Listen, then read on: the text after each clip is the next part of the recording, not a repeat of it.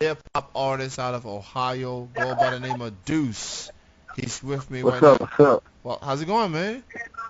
Man, it's going good, man. I can't complain. I know it's on the show. Thanks for having me on. Appreciate it, man. Thank you for being on a few days' notice for sure. Appreciate that. Oh no, man. Like I said, man, it's like an honor for me, man. I've been waiting for this phone call back, man, for a while. So, man, I'm just glad to be on the show, man. A few days notice, a couple hours notice, man. I'm just glad to be on the show. That's cool, man. So we're definitely gonna get into your music that you got coming out. I got the music from SoundCloud. Definitely digging a couple of tracks on there. We're gonna get into that in a matter of moments. But first, how did you get started as a hip hop artist? How did it all start off for you? Oh man, well, it was crazy, man, because I actually was an athlete, man, and I met a guy named Daniel Jones who actually has his own record label now called Solaritus Records. And I always had a thing for music, man, but it was really like seeing Daniel grind and do on putting on shows, kind of put in my heart that I could do it for real. So I stopped playing ball, and I met my producer. He actually worked at a liquor store. And long story short, man, his name's Just a Genius. He executively produces all the tracks, man. He records, man. He's doing a lot of mixing for us. So I met him, and at the time, he was just making beats. So he's like, yo, man, he's like, we could be a team. Like, I make the beats, you rap. I just went ahead and teamed up, man. And from that point on, uh, got started in rap. I had done a lot of open mics that summer, so it really made me fall in love with not just rapping, but the culture. Because a lot of guys are just rappers, but they don't know the culture. They don't know about hip-hop. They don't know about breakdancing. They don't know about graffiti. Like, I sat a whole summer and was in that environment, and that's what made me fall in love with the game. Very, very true. It seems like this generation of fans in particular, like they see the music that's out right now, but they don't know they don't know history.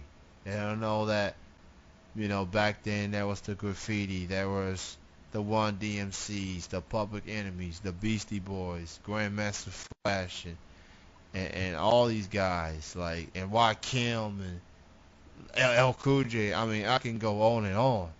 You know, Yeah, the funny thing is, everybody says Biggie and Pac is like the icons, but for me, I really grew up on LL Cool J. I grew up on um, Craig Mack, grew up on Public Enemy. Like, these are the things that, my dad told me too. Those were his golden era. And by the time his teenage years were spent listening to these guys, watching the birth of hip-hop, seeing them run DMCs. And, by the time he was an adult in the 90s, yeah, he liked Biggie and Tupac, but at the time, Biggie and Tupac had really came to power. My dad had like 5, 6 kids, so he didn't really listen to a lot of gangster rap or things like that. The things that he listened to growing up in his childhood or his youth or the things that he ended up playing back in my youth as well, riding in the car, listening to LL Cool J, I'm Bad, or listening to Public Enemy, Bring the Noise, Terminator X. So those were the things that influenced me. From then, I always had a different base of hip-hop than maybe a lot of people, I'm saying, a lot of younger generation now. A lot of younger generation look at 50 Cent now. Like my little brother, to him, 50 Cent is an OG, you know what I mean? Jay-Z is an OG, you know what I mean? Like, everybody has their kind of their childhood kind of golden era people, and that's kind of what affects me. I started listening to hip hop probably in the late early '90s esque. I guess that was when Tupac was entering his prime, and then Biggie came along, and I did of course go back and listen to the '80s and the '70s and things like that. And I was born in the South. I was one of those people like when the South was gonna get their shine, even with the success of Outkast. And it took the South some time, and then we got into the 2000s. ATL was taking over, in Houston. Um, and now it seems like the South it's been heavy on the South right now. And it's like New York, the birthplace of hip hop, maybe either they're not getting enough airplay or maybe they don't see that Jay-Z or the Nas or some of these other guys that just keeping New York active or whatever. I don't know. It's like, and I guess what's lacking in hip hop, and I always say this to a lot of people, It's the lack of substance. Um, it seems like, and I guess I get it as a fellow radio DJ. Like you play songs, you play the party love club songs, but there's not many songs with a message behind it. Talk about real issues and things like that, because they all people are going through real issues right now. We all going through real issues, whether people want Yeah, to, man, and you I'm know. sorry. And I was just gonna say, man, you were speaking about New York, and it's funny because actually New York, with the new age rappers, guys I see Yeah. as my peers, it's kind of a renaissance, man. You got guys like Mhm. Dave Beast, you got guys like Joey Badass, you know what I'm saying, and the whole Beast Coast underachievers, Yeah. guys like that who are going back to that lyrical substance, to that Yep. content. And it's funny because honestly, none of that really evaluated into how I see music. My biggest influence was guys like Drake, Childish Gambino, Chance the Rapper, guys like that, J. Cole, and not because, people are like, well, Drake's just popular. I mean, he really spoke to me, and what made it, I come from a two-parent home.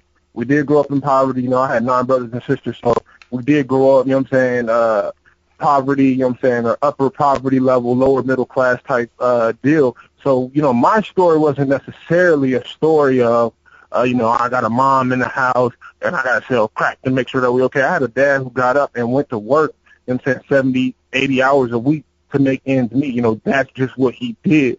So it's like, how can I relate my struggles in my music? Because I'm not a drug dealer. I'm not a thug. I'm not gang banging. But those guys were the first guys that was like, we're all human beings. We all have a story that we can tell, and that's what I try to do with my music is people are like, do you make conscious music? It's like, no, I make life music. I make music about my life. I don't like cognizant that I see and I notice everything that's going around me. So when I go to make a song, I remember, I can remember everything that was going around. It's like if we were in a room, I could see everything that's in the room. So I could rap about the guy sitting in the corner on his phone. I could rap about the girl over here arguing with her boyfriend because I'm cognizant of everything that's going on around me. And so, I don't really say that I preach to people as much as I just tell my life. I just give you my life, and maybe you pick up on something. It's like, man, I didn't even know people went through that. I thought I was the only person who felt like that. I'm the only person who's ever done that or experienced that. I remember one of my closest friends, man, it was like I didn't think we had anything in common. We used to actually be enemies, man. Shout out to my big brother Nehemiah. And then we sat down, man, what? You've been through this too? You've done this too? And we clicked instantly, and that's what I want my music to do is that you see me, and it's like, man, there's no way that he could ever face those problems. Common misconception. Oh, you got 2 parents. Your life must have been easy. But it's like, nah, man, not necessarily. We all have our battles and issues. I've with people who have a lot of things in common with me, and it's like, I just never knew that you would experience something like that. And so that's why I like my music to do. That's cool, man. And let's talk about your music in particular. Now, I listened to a couple songs off the SoundCloud page. Those are demos, from my understanding, correct? Yeah, so what I put on the SoundCloud page, we did a complete different process. I want to shout out Jeff the Genius, like I said, my producer. I want to shout out Daniel Jones, man, who's kind of been helping me oversee the process. Him and Solaritus Records, man. We just decided to do something different than what we've usually done. And usually we just made music and put it out. So what we decided was to make a demo, put all the tracks out and put it in a link to send out to people and get critiques and get ideas. So that way, instead of it being the final product, it's, okay, this could be tweaked, this could be better, this could be tweaked, this could be better. And a lot of it has to do with EQ and the master, but it just allowed us to know if people were going to feel it instead of just throwing something out there and people like, oh, well, we didn't like it. I can throw it out and I know what songs are hitting, I know what ideas are clicking. So yeah, the demo actually is, the concept of it is the songs are the same, but the concept and the idea behind it, I was battling between what the concept was going to be, and I settled on To Be Honest. And so the official product we call it To Be Honest, Stories of a Kid. So, any word on what's the first single going to be of this project? We're sitting down and we're deciding that right now as a group. Like I said, Daniel Jones has done an excellent job of kind of guiding, even though he's my peer, but just has a strategic sense for what he wants to put out. So we definitely have a couple songs in mind, man. Of course, Too Blessed and Classic are definitely two of the joints that I think people really would enjoy. But then also, like, my favorites is the intro, which is, you know what I'm saying, on the demo it's called Insecure, but we changed the name to, we're going to change the name to Be Honest, or, you know, the song What Happened at That Time. Those are probably my two favorite tracks, but it's just between what's going to be best for the project. Is it going to be what I feel is what I like the most, or is it going to be, you know what I'm saying, or is it something, a different song? You know, we have to sit down and really decide what's going to be the project's focal point. What's going to drive this project? After the music I hear on the demo and SoundCloud page, I'm definitely looking forward to hearing more for sure, man. You're from Columbus, Ohio. Yeah, I grew up south side of Columbus, Ohio, man, right off of Fairwood and Whittier, over there by pretty much Fairwood and Livingston. So I grew up on the south side, and it's just funny because the way that my life was is, man, it's like, although I grew up on the south side, I spent a lot of time rapping out west. I went to high school out east. I went to middle school up north. And so it just kind of was a diverse experience, but I always can go back and tap to the south side, and that's kind of what the whole point of this project is, the To Be Honest stories of a kid. It's really me tapping into those core times in Columbus. Like, a lot of those stories, man, is my history, is my past, is me reaching out like Nightmares Ain't Nothing. When that song opens up, that scene is painted from life I've lived in Columbus. You know what I mean? This is kind of what it is for me, you know what I mean? Or, you know what I'm saying, the first song, you know what I'm saying, To Be Honest, that song is a stream of consciousness, but a lot of that has to do with my past. That's why I said stories of a kid, because this project is isolating, not necessarily me just as a childhood, but me as a youth, you know, before I feel like maybe I'm matured into a man, you know, like, so I felt like a child. And as a child, you can see a lot of things, but you don't always have the answer or the control of it. So this project is more like me kind of cutting loose and just me expressing myself. I don't have an answer for the things that's going on. I'm just retelling a story. And actually, the way the project opens up, man, was actually a 13-year-old who got murdered in Columbus, Ohio. That's a 13-year-old who got murdered in Columbus, Ohio. And so, yeah, man, it's just, Columbus is different, man. I love this city. I love where I'm from. I'm thankful for it because it's given me my background.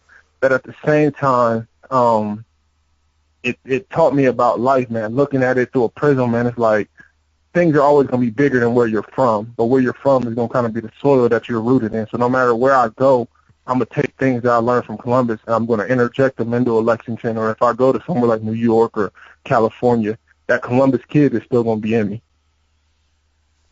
I lived in Columbus for 4 years. As a matter of fact, I lived in the state of Ohio for 11 plus. I lived in Cincinnati for like 7, and I lived in Columbus for 4. And I enjoyed living in Columbus. I'm a Buckeyes football fan, and it's great times, great memories in Columbus. Always a good city to live, or in my case, visit from time to time. So shout out to the Columbus people, for sure, that I know. And before I let you go, Duece, why don't you go ahead and let people know where they can hear your music and let people know about any other social media links that you have. All right, man, so definitely the project will be called To Be Honest. We don't have a release date on it yet, but I know that we'll be definitely using Spinrilla as a platform for the mixtape. So definitely go on Spinrilla, man. Check out my Instagram, Duece.0, Duece.0.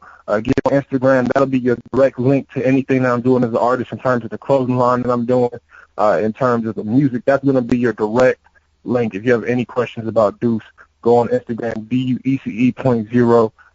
I want to take out the time, man, like I said, to shout out Jesse Jeremiah, a.k.a. Just the Genius, Daniel Jones, a.k.a. Danny Terra, for guys who really are helping me press this project and put it out. Like I said, we're in a process right now of putting the finishing touches on it. So before we get too ahead of ourselves, the project is coming, but there is some tweaks we have to put on it. So just stay tuned on the social media page, and that'll keep you updated. I want to thank you for having me on the show, man. It's a opportunity, man. I'm always grateful when people recognize the music, because for me, my music is my outlet. It makes me feel like I can speak to the people. I can be myself. If I say it to you in a conversation, you may not want to listen, but if I put a beat up under it, You know what I'm saying? Then it becomes a story. It transforms from me just talking to me becoming a message to transcending just words. So I want to thank you for the opportunity to showcase my music. Absolutely, man. Great chatting with you. Thank you for being on. Thank you for sharing your story, because a story like that needs to be heard, especially when people feeling down and out, feel like that there's no hope in this world. They can listen to an interview like this. They can hear your story, not just with this interview, but with your music, and it gives them hope that, hey, I can overcome anything, set my mind to it. So thank you for sharing that, for real. Thank you for having me on, sir. You have a good night. Have a great weekend. You too. All right, bye bye.